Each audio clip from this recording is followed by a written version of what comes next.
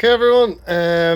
Today I am going to make a record of how I change the front brake pads on my Audi Q7 4L. So you can tell 4L. You can tell the shape there by the headlights, etc. You're not able to see too well here. It's quite dark. I need to get the wheel off, but I just checked them and noticed that they're more or less done. So I have a new set here. So first thing I'm going to do is open the bonnet, and the brake fluid reservoir is in here. You pull off this plastic cover. I'll take this little cover off first. There's a brake fluid reservoir there, so I am actually going to have to loosen that and probably suck some out with a turkey baster in this car, because I did a brake fluid flush. So on the UK model, it's on the driver's side. That's it in there. I did a flush and topped up the fluid a while ago, which didn't account for the brake fluid wear. So when I jack this up, take the wheel off and push the pistons back, that'll probably overflow because it's up at the right level. It's up at the max there. So, and the brake pads are done. So first thing you're going to do is jack up the car, take that wheel off, and probably turn the steering wheel so the wheel's facing out, so it's a bit easier for me to get at. So I'll do that now. Okay, I've got the car jacked up, and it's sitting on an axle stand and a jack at the moment. So I'm going to start on the driver's side. I haven't drained the reservoir just yet. First thing I'm going to do is take this weight off, so I'll do that now. Alright, I get this weight off. 19mm on mine.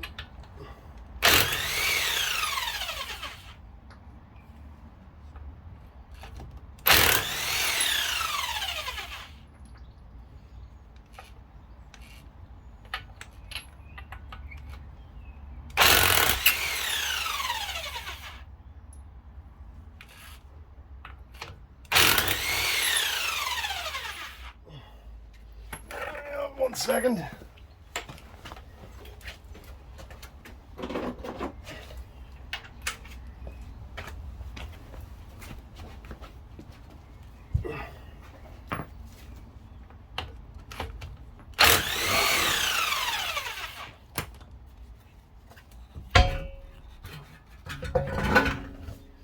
Oops. Right. There's not a terrible amount of room in here. So, leave this out of the road for a minute.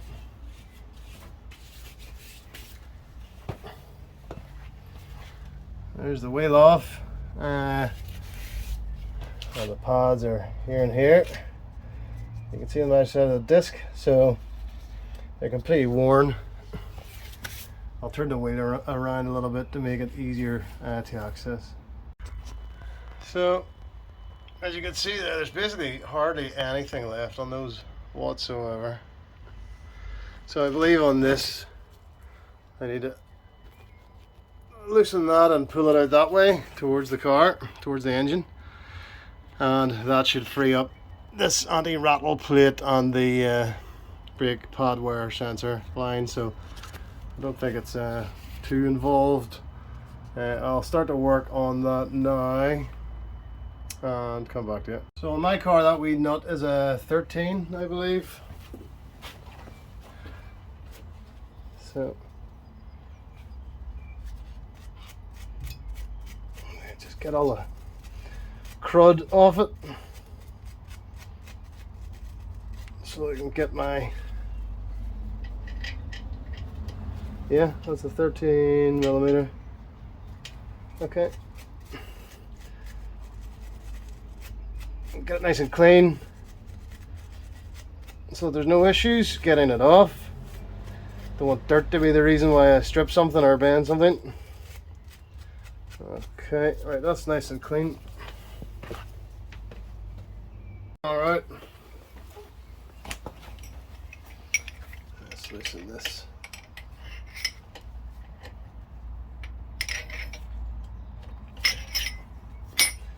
That wasn't as bad as I thought it would be.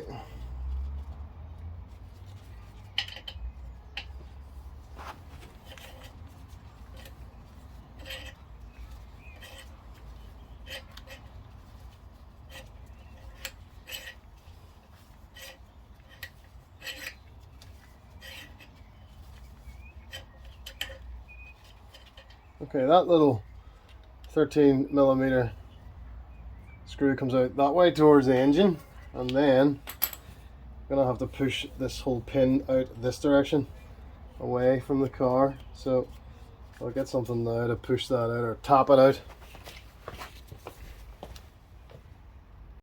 Right, now that I've got that out, I'll try to use a little small socket extender to knock out this pin.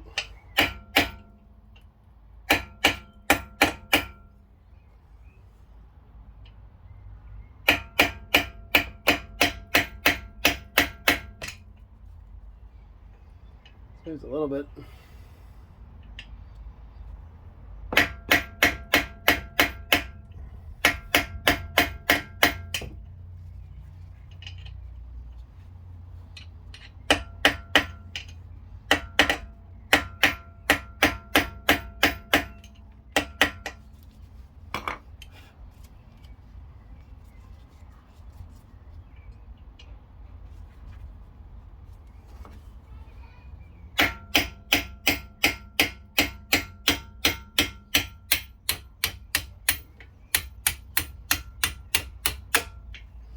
No, that was a bit of a pain in the arse. I did not want to come out at all.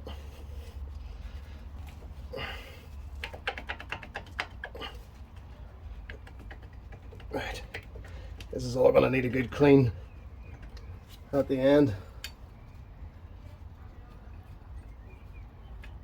because it's corroded dirt.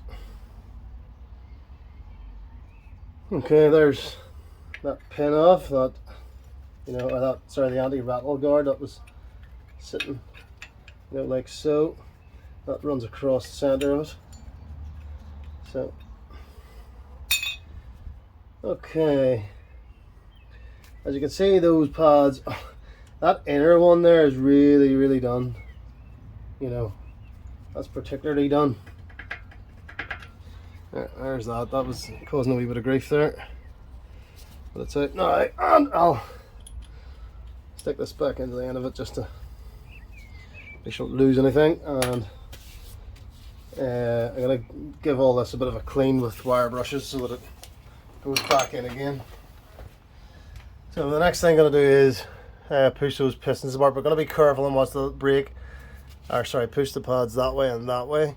We're going to be careful though and watch the brake fluid level, because as I said before, I done a flush on this car and left it topped up to the max, but the pads were worn. So now that I push those back, I think that's going to overflow, so I'll just do it carefully. Okay, I've got my turkey baster. I'm just going to show you here. You can't lift this up and out because it's hitting against that plastic trim. So I'm going to need to unplug that wee electrical connector. I don't know if I can do this one-handed while it's using the phone, but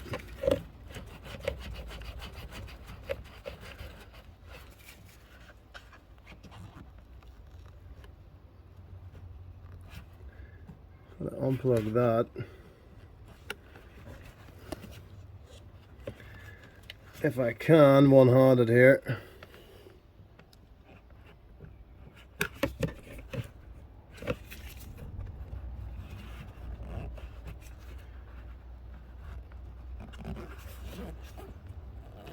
There we go.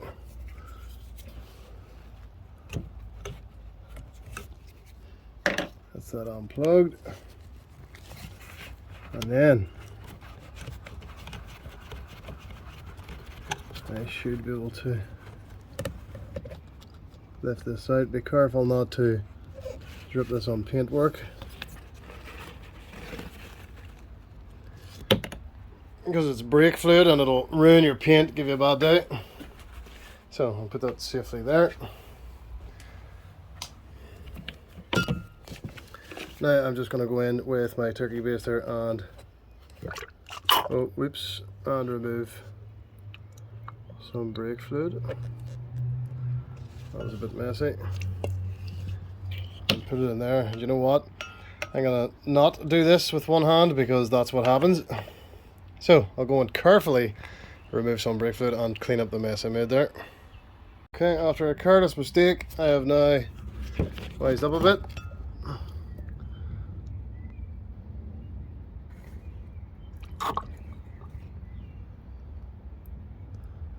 And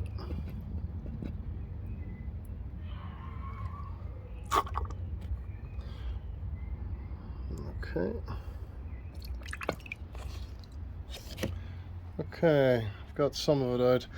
That's looking dirty in the video, but it's not that dirty. I don't know why it looks so dirty in the video. So I've got some out there.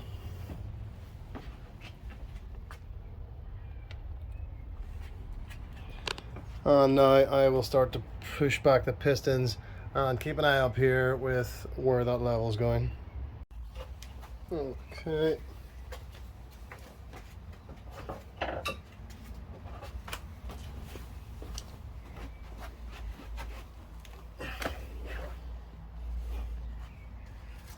Let's see if I can, first of all,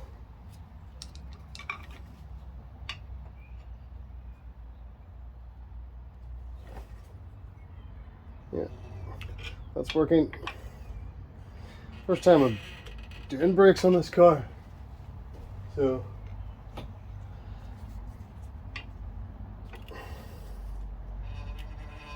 but that works quite well. It has pushed that back a right bit. To check the level up here.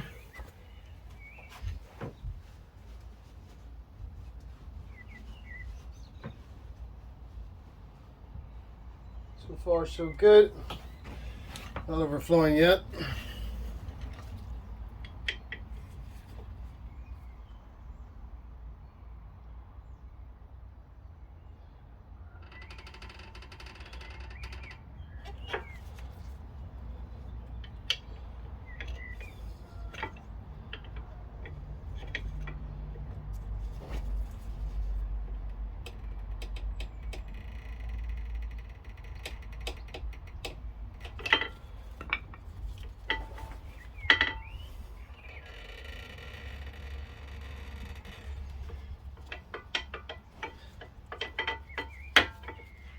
Okay, well that one's out.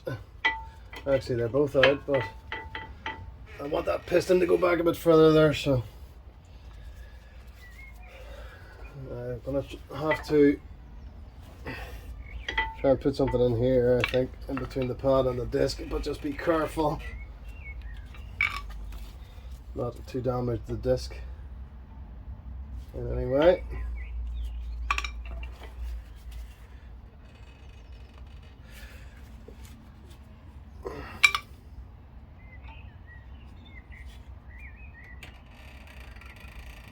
Nice and gentle. Okay, that's working.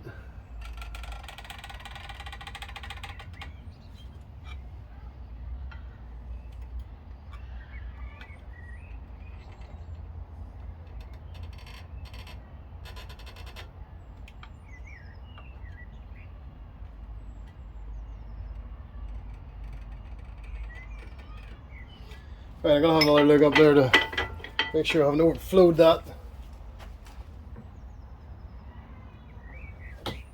Now, so far so good. I think that piston can come back a little bit more.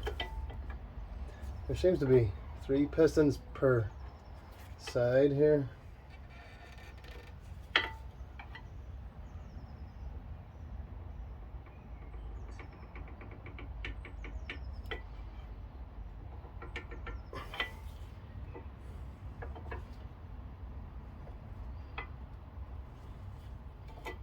They're nearly all the way back. All but one, this bottom one here.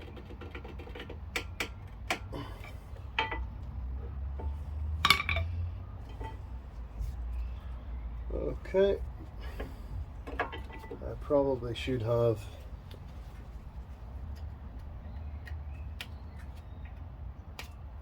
taken off the electrical connector first.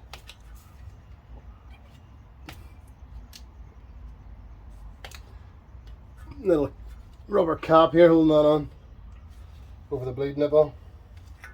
There we go. That's plugged in there. That's dirty. Very dirty.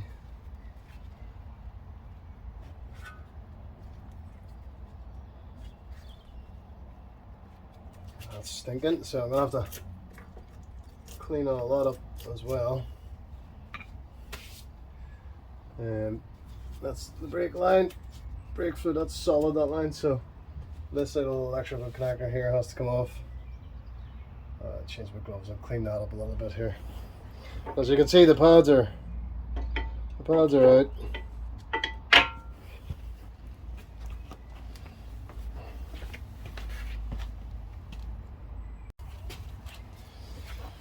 Alright.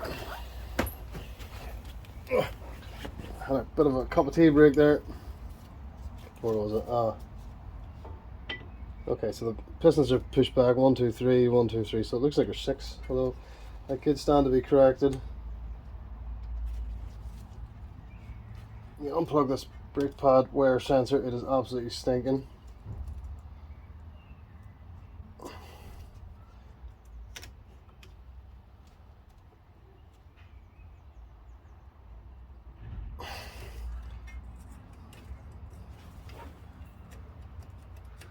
This would probably unplug easier if it wasn't so dirty.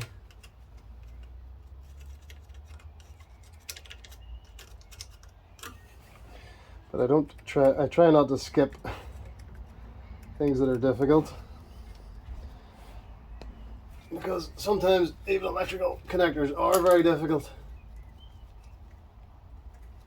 This one is well stuck.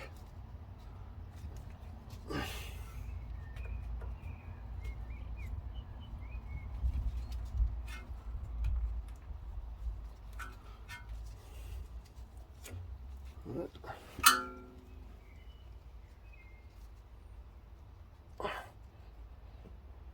There we go. Jeepers creepers. Right, before I put the new one in there, I'm gonna clean that all up. So there's the old pad. I'm amazed that the light didn't come on, and that's it. The light was just about to come on. As you can see, there is a bit of use on these still, but the light was about to come on. Similar story on this side, although again a little bit of wear on them still.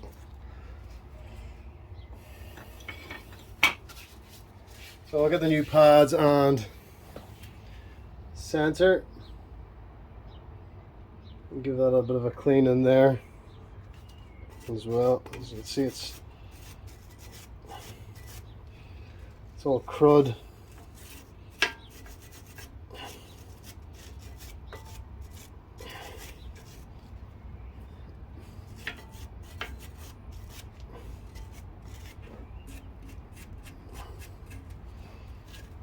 You know, ideally you should probably clean this a lot more than I am.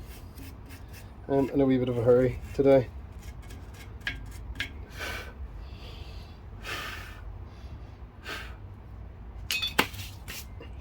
Yeah, so I'm probably not cleaning it as much as I should, and I will clean it more than I have there.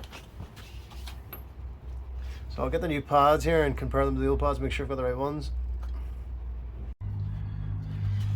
Alright.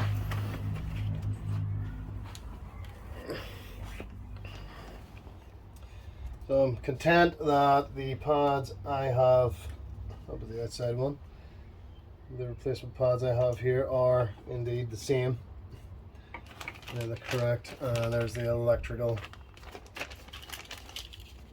part, the brake pad wear sensor. Just going to have a look here to see if it's easier to fit that into this, why that is.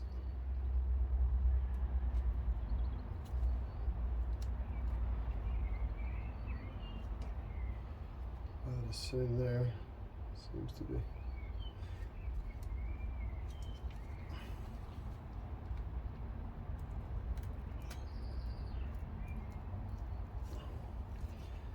As you can see, there's a little bit of a build-up. I think it's just the manufacturing. Yeah, it's a little bit of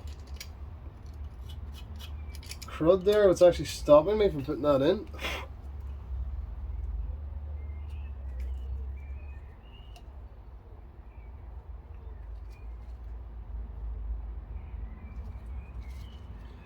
Yeah, I don't think these have been built all that well. There we go. There's just a little bit of build-up on it. So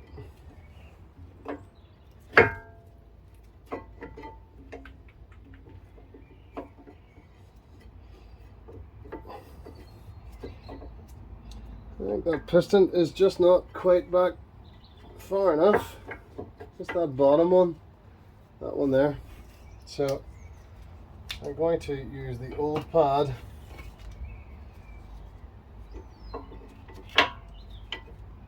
to push that back a bit further.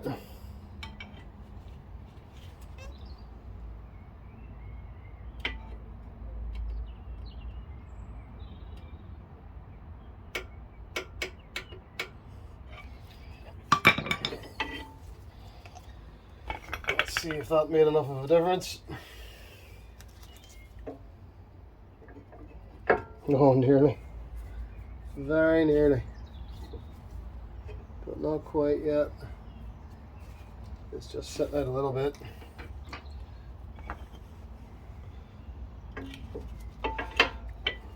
That one's a wee bit more difficult to push back than the others, I have to say.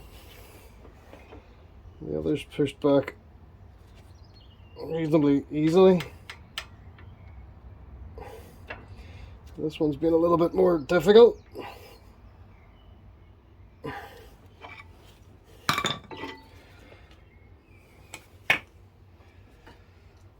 It didn't move much, but it was enough. Okay. So, move that pad in. On this one, I'm going to clean that little. There's a wee bit of build up on that one as well. Just that other electrical connector. Because I don't have difficulties putting it in whenever it's in there. Oops. Oops, do not put it that way.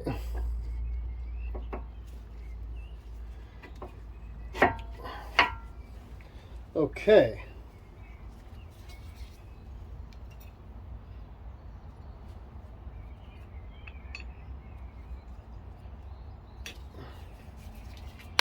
Just gonna give this a bit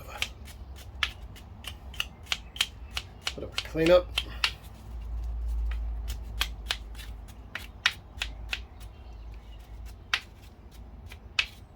As you can see on that, there's two flat sides there and there. That corresponds with a flat side there. So it sort of must go in one particular way.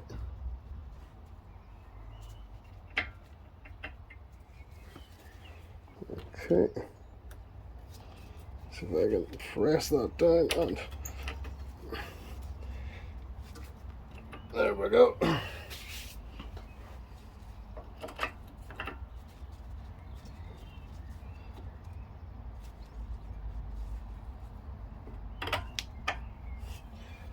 Okay, everything moved a bit, so I'll move it back.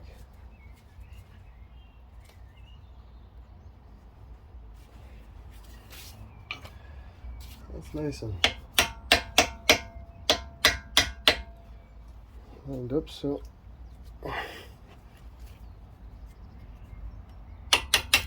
there we go.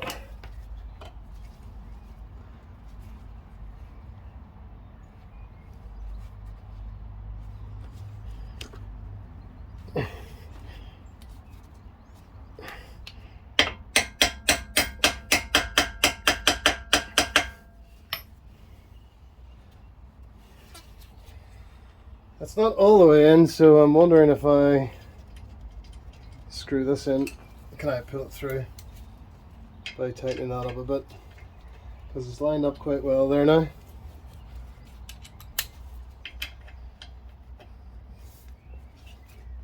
Yep, that's pulling in tight and it's lined up.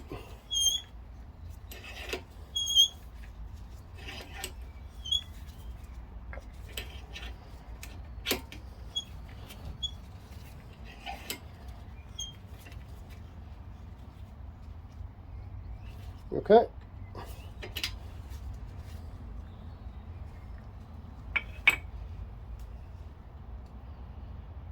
Don't forget to reroute my little brake pad wear sensor.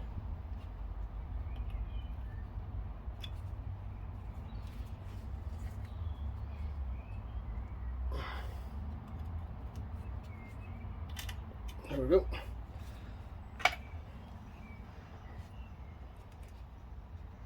Right, and then the same on that side. The thick side goes towards the pad, and you'll see there's a little area in the pad where that slides into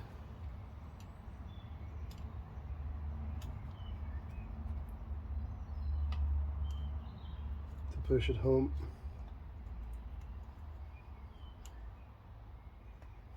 There we go. That's the brake pad wear sensor back in place.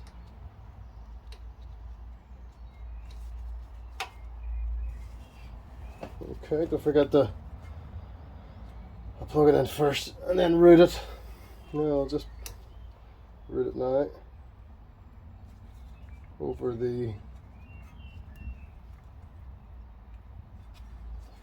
under the little cover of the bleed nipple. Okay, that's it, clicked into place.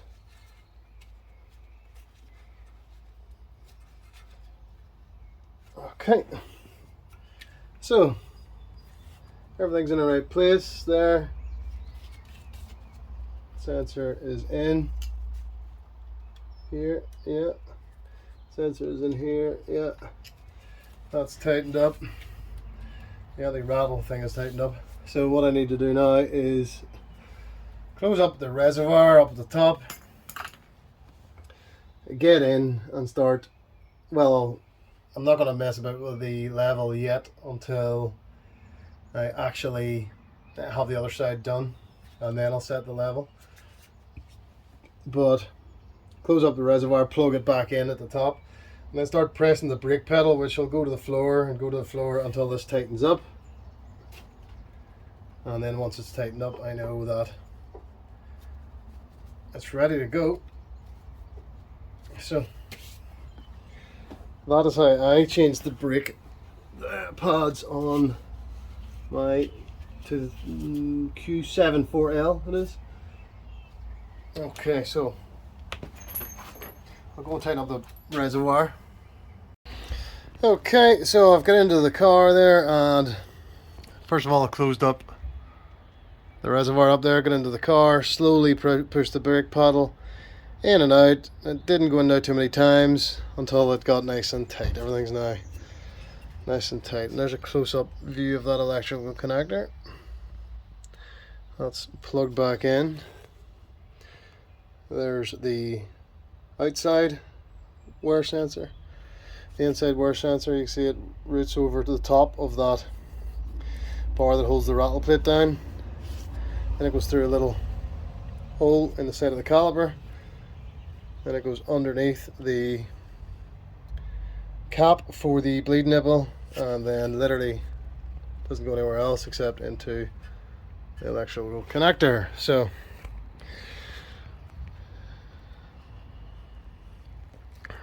that's it done on my driver's side. The passenger side is going to be exactly the same, so there's no point in videoing that. It is literally exactly the same work. So I'll get the wheel back on here, position the car to the passenger side. Alright, let's get this wheel back on. I've straightened up the wheel inside. Not very much room here at all.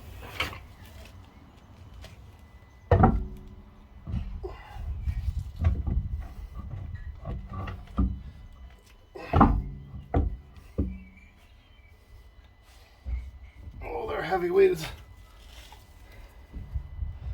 Really heavy.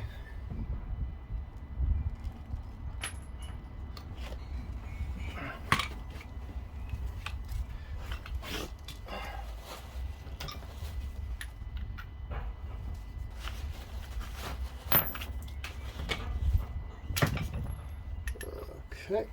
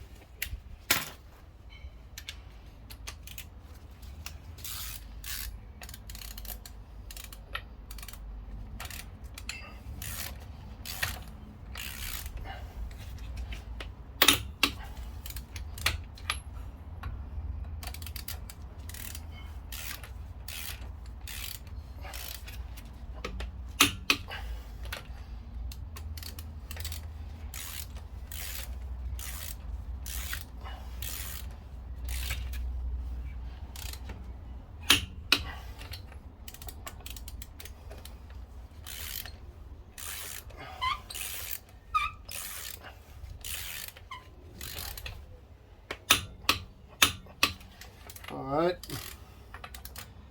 check them all.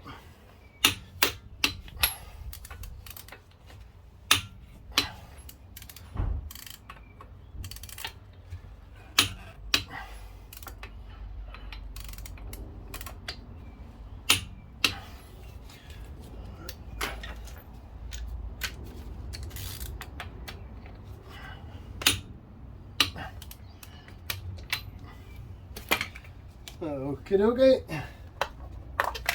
Whoop.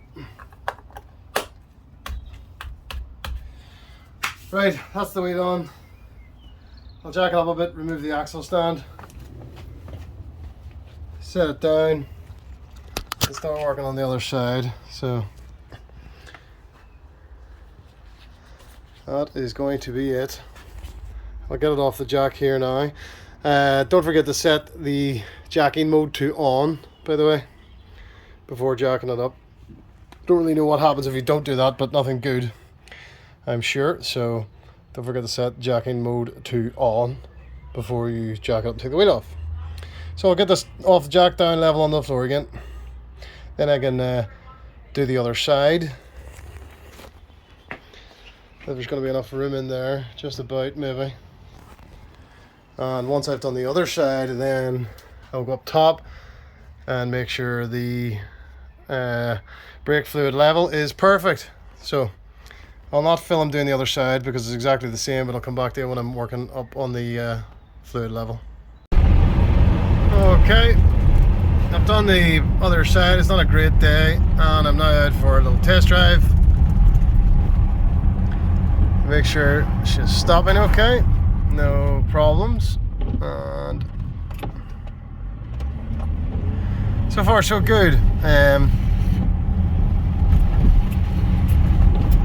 I've also topped up the level on the brake fluid reservoir to make sure that it is at the max fill now that there's new pads on the front. So that's how I changed the front brake pads on my Audi Q7 4L. Thanks very much for watching.